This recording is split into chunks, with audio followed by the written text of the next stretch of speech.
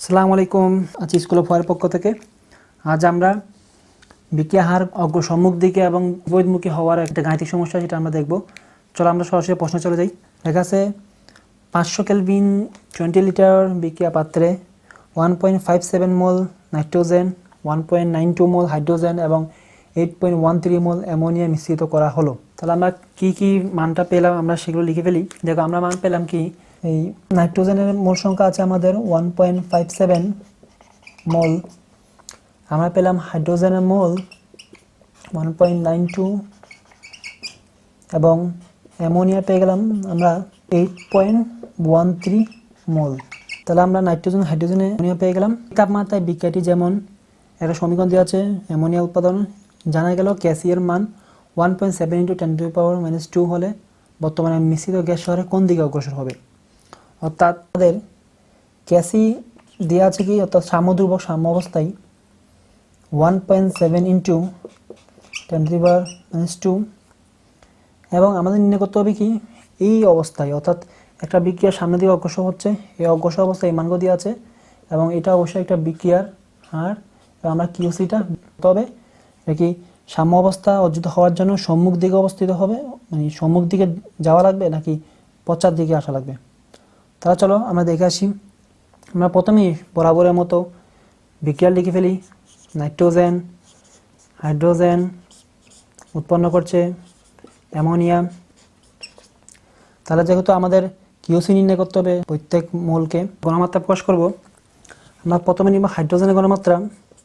হাইড্রোজেনের ঘনমাত্রা কী হবে, যেহেতু আমাদের 20 লিটার দেওয়া আছে এবং মোল সংখ্যা দেওয়া আছে, আমরা জানি মোল সংখ্যা ডিভাইড বাই আয়তন, এটা হবে ঘনমাত্রা।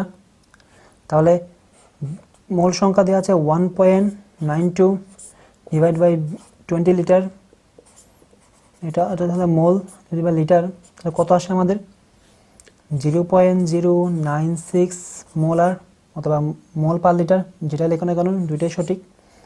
তারপর আমরা নির্ণয় করব নাইট্রোজেনের ক্ষেত্রে।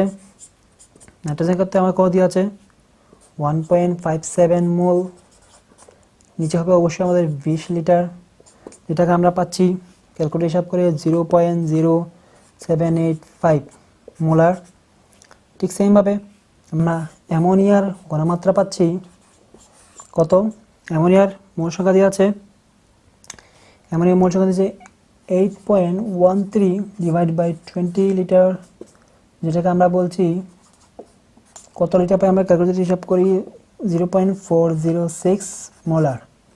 অর্থাৎ আমরা সব কিছু ঘনমাত্রা পেয়ে গেছি, আমরা এখন কি নির্ণয় করতে হবে কিউসি, অর্থাৎ এই হবে উপরে 0.406 হোল স্কয়ার, নিচে হবে আমাদের নাইট্রোজেনের ঘনমাত্রা। নাইট্রোজেনের ঘনমাত্রা কত পেলাম 0.0785 এবং আরও পেলাম কত হাইড্রোজেনের ঘনমাত্রা পেলাম 0.096 হোল কিউব হবে।